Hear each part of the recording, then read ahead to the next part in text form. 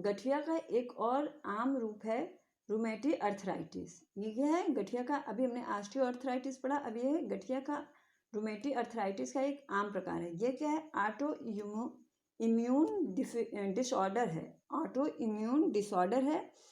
इसकी शुरुआत तब होती है जब शरीर की प्रतिरक्षा प्रणाली शरीर के ऊतकों पर हमला करती है। इसमें क्या होती है? जो जैसे इम्यून सिस्टम क्या है? हमारे शरीर में रोग प्रतिरोधक क्षमता है जो कि रोगों से लड़ने का कार्य करती है। किंतु जब ऑटो इम्यून डिसऑर्डर हो जाता है, यानी कि जब उसमें कुछ खराबी आ जाती है, कुछ गड़बड़ी आ जाती है, तो यह क्या करता है कि शरीर के ऊतकों पर ही हमला कर देता है। ये जो हमारे ऊतक पाए जाते हैं जोड़ों में, ये इम्यून सिस्टम जो हमारे शरीर में रोगों से लड़ता है, वो उल्टा क्या करता है? हमारे शरीर के जोड़ों के जो स्पंजी ऊतक हैं उन्हीं पर हमला कर देता है, और हमले से सिनोवियर पर प्रभाव पड़ता है। जो उसमें पाया जाता है सिनोवियर, जोड़ों में जो द्रव्य पाया जाता है उस पर प्रभाव पड़ता है। सिनोवियम जोड़ों में पाया जाने वाला एक नर्म टिश्यू होता है जो ऐसे लिक्विड का बना होता है जिससे कार्टिलेज को पोषण और जोड़ों को चिकनाई मिलती है। यह क्या करता है? अय्यर ने पढ़ा कि कार्टिलेज को चोट पहुंचता है तो अर्थराइटिस होता है। तो ये क्या करता है? इसमें जो प्रतिरक्षा प्रणाली होती है, जो इम्यून सिस्टम होती है, वो हमारी वो ऊतकों पर ही हमला कर देती है। और हमले का क्या प्रभाव पड़ता है कि सिनोवियम जो है, सिनोवियम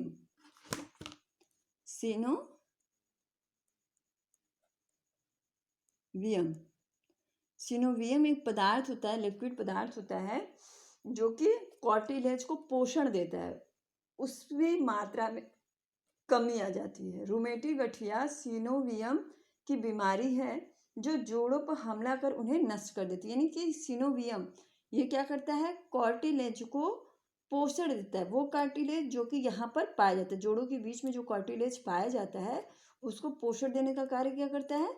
सिनोवियम। तो गठिया में क्या होता है कि जो इम्यून सिस्टम हमारा रोगों से लड़ने का कार्य करता है वो उल्टा हो जाता है। यानी वो हमें रोग से बचाने की जगह हमारे ही शरीर में पाए जाने वाले जोड़ों में सिनोवियम पर हमला कर देता है। और ये सिनोवियम जो है, ये इसको पोषण, कार्टिलेज को पोषण देता है। जब इसकी मात्रा कम हो जाती है तो कार्टिलेज को पोषण नहीं मिल पाता और कार्टिलेज का नुकसान होने लगता है। वैसे तो इम्यून सिस्टम के हमलों का सही कारण पता नहीं चल पाया, यानी क्यों इम्यून सिस्टम जो है उल्टा कार्य करने लगे हमारी बॉडी में, इसका सही कारण नहीं पता चल पाया। लेकिन वैज्ञानिकों के मुताबिक जीन, हार्मोन और पर्यावरणीय कारण के कारण रूमेटॉइड गठिए को और अधिक बढ़ावा मिलता है। नेक्स्ट आता है हमारा लक्षण, अर्थराइटिस के लक्षण। सुबह से शाम तक इसमें कमजोरी बनी रहती है। हमारे शरीर में जो है सुबह से शाम तक कमजोरी बनी रहती है। सांस लेते समय सीने में दर्द उठता है, भूख कम लगती है और वजन घटने लगता है। इसमें क्या होता है? सांस जब हम लेते हैं तो उसमें दिक्कत आती है। सुबह से शाम तक शरीर में कमजोरी बनी रहती है।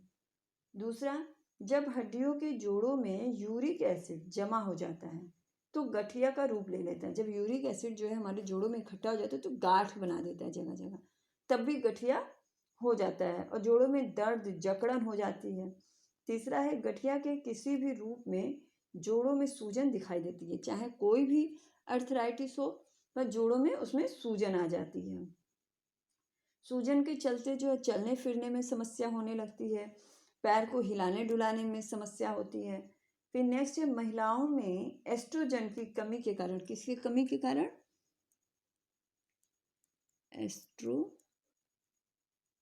एस्ट्रोजन हार्मोन होता है जो महिलाओं में पाया जाता है। जब इसकी कमी हो जाती है तो शरीर में आयरन और कैल्शियम जो है अधिक हो जाता है।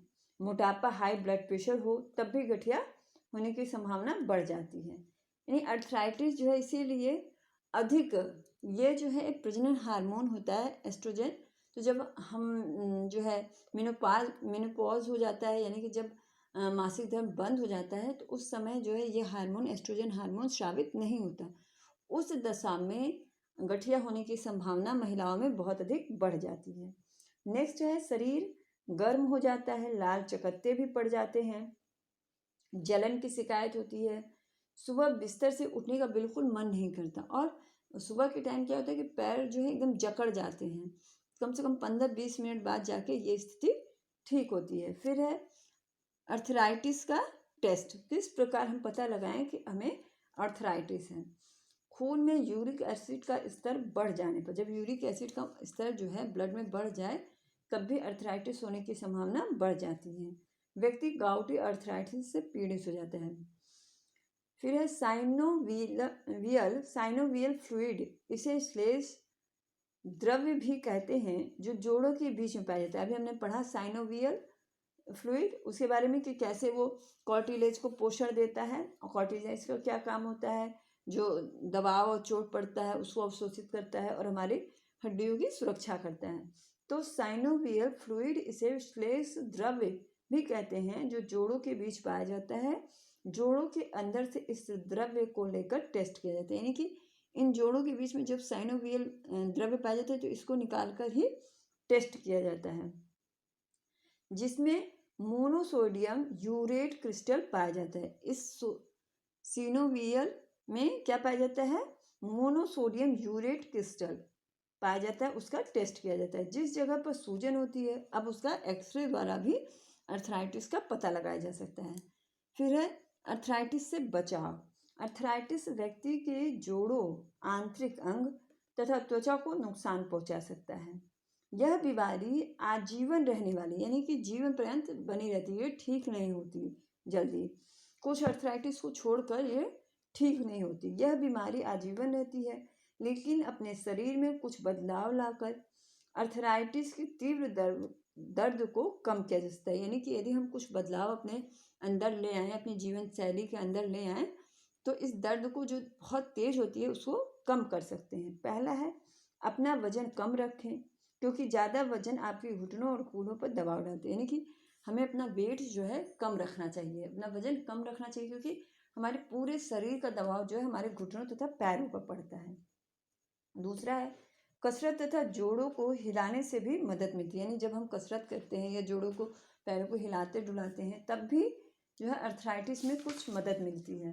फिर समय समय पर अपनी दवा लेते रहें, जिससे दर्द तथा अकड़न में आराम मिले। सुबह गुनगुने पानी से नहाएं। सुबह सुबह जब नहाएं तो हल्के गर्म पानी से नहाना चाहिए, उससे भी अर्थराइटिस में लाभ होता है। फिर कुछ है घरेलू उपचार। कुछ घरेलू उपचार भी हैं जिनके द्वारा अर्थराइटिस के दर्द को कम किया जा सकता है। सबसे पहला है जैतून के तेल से मालिश करने पर भी दर्द में आराम मिलता है। दूसरा है भाप से स्नान करें, यानी स्टीम बाथ लें, जिससे कि जोड़ों के दर्द में आराम मिलता है। फिर जस्ता विटामिन सी तथा कैल्शियम के सप्लीमेंट के अतिरिक्त डोज लें, यानी जस्ता, जिंक, विटामिन सी और कैल्शियम की एक्स्ट्रा डोज दें, सप्लीमेंट टैबलेट्स लें।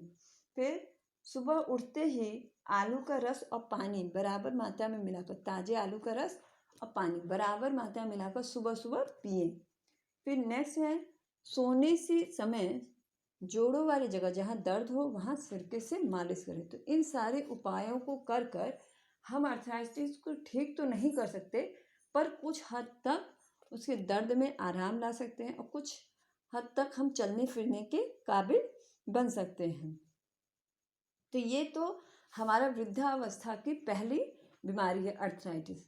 अब नेक्स्ट बीमारी जो है वो हम नेक्स्ट वीडियो में पढ़ेंगे।